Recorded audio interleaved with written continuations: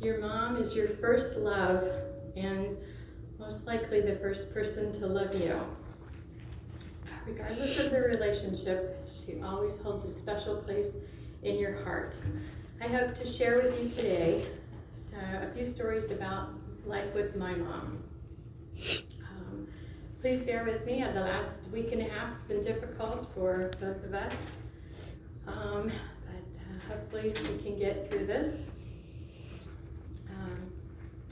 We all know that my mom was one of a kind, a true fighter right up until the end.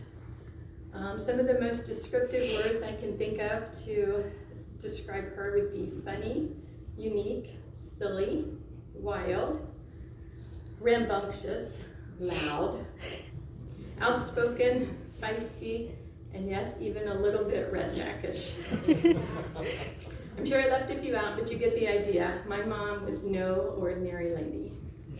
My mom smiled a lot and showed big emotions in everything she did, whether it was laughing, crying, celebrating, and even in pain. She didn't hold back. She liked to cut up and goof around and joke with people, whether she knew them or not, and sometimes that didn't work out so well for her.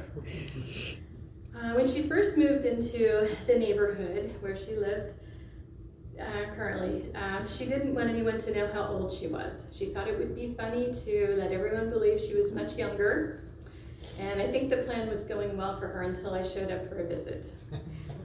She told me, before I got there, when I got there, and repeatedly, under no circumstances, you cannot tell anyone how old you are.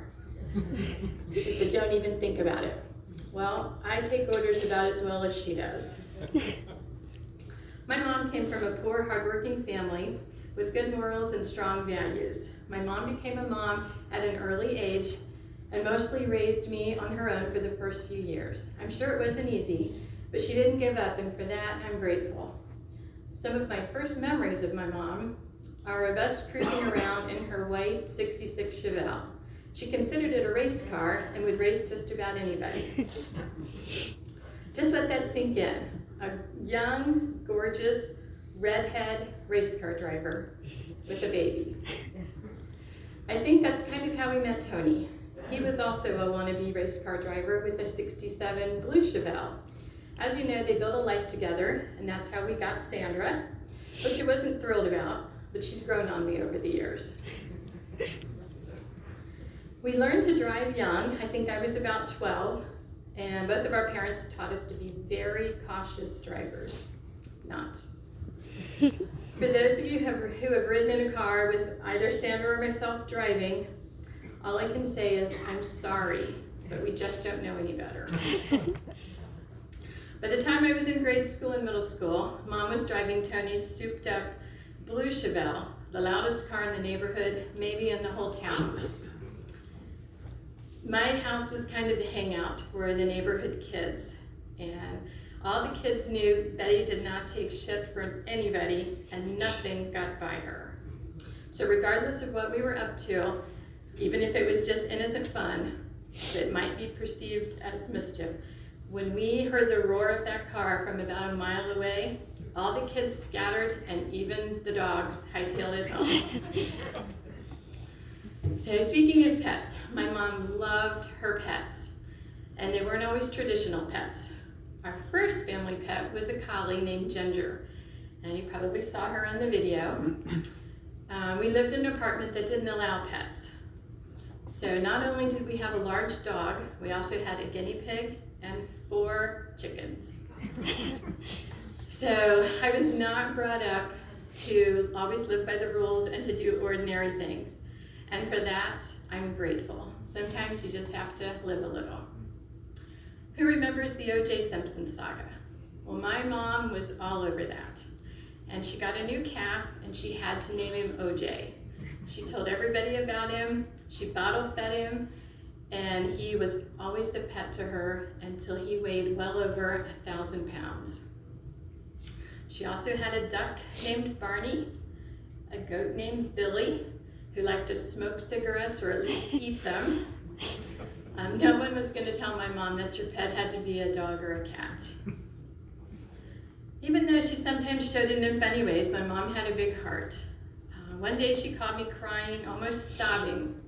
Her little Cocker Spaniel, Buffy, had just had a bath, but she wanted him to eat spaghetti for dinner. Because that's what all dogs do, right? So she took his long droopy ears and tied him up in a rubber band above his head to make sort of a ponytail. And it was hours later when she noticed one of the rubber bands had slipped off and become tight around the top of his ear, and now his ear was twice the size, and she was just devastated what she had done to her little dog. All in the name of giving the dog some love. He was fine. On another occasion, I decided to go skydiving with a couple of guys I worked with. I wound up marrying one of them, my husband now.